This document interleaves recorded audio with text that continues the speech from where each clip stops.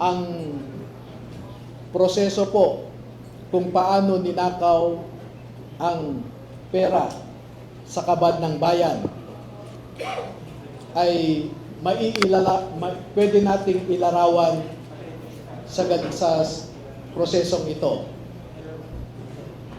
Marami pong contractors sa buong Pilipinas na napromesahan ng proyekto at hindi pa nila nakukuha ang kontrata ay nag-uumpisa na silang mag-remit kay Ginoong Saldico doon sa kanyang bahay sa Valle Verde Phase 6 sa Pasig City.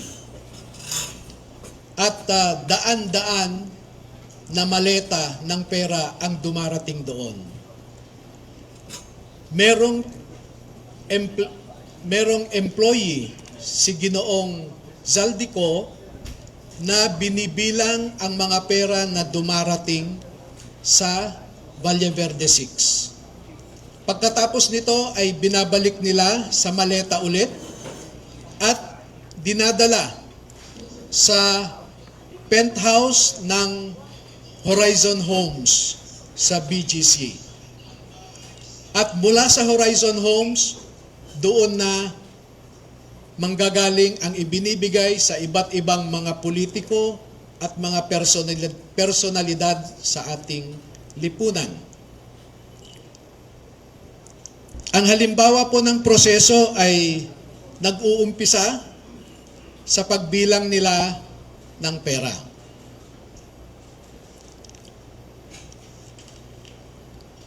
Ang susunod po,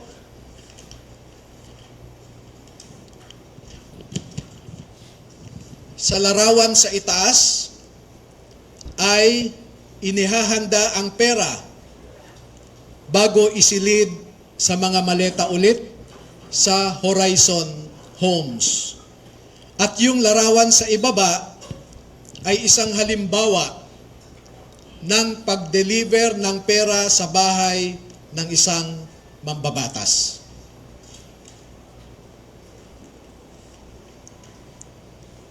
Makikita po ninyo na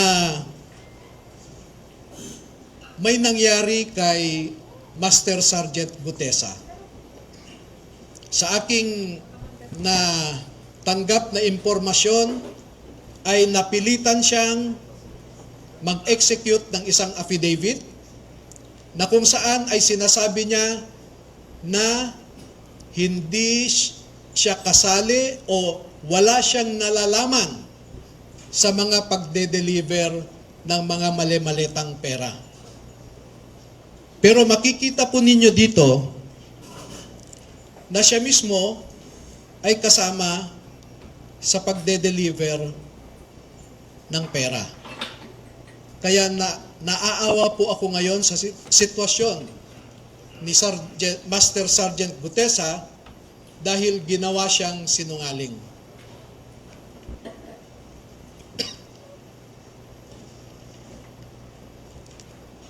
Meron pong iba pang mga larawan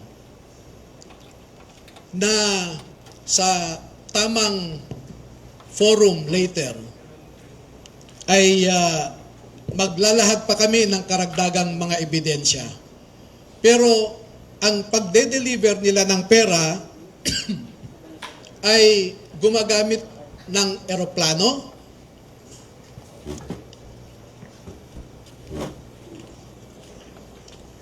gumagamit din sila ng helicopter,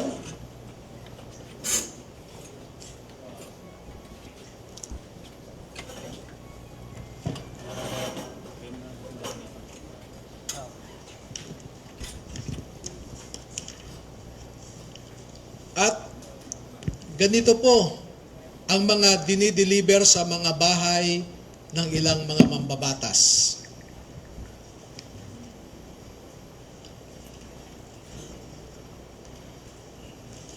Makikita ninyo sa itaas na larawan ang hilera ng mga maleta na ang laman ay pera.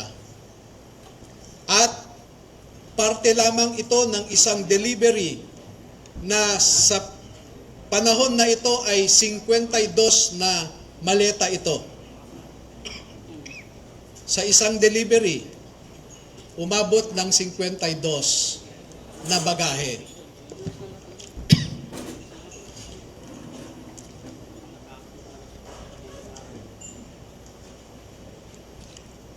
Makikita rin po ninyo na ang ating mga ebidensya ay minsan kinukuhanan ang buong bahay ng mambabatas, buong bahay ng mga ilang nasa media, yung tinatawag nating mga media operators.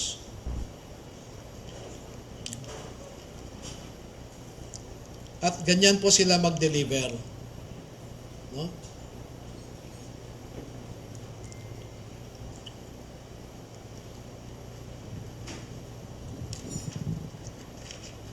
Makikita po ninyo sa ibabang larawan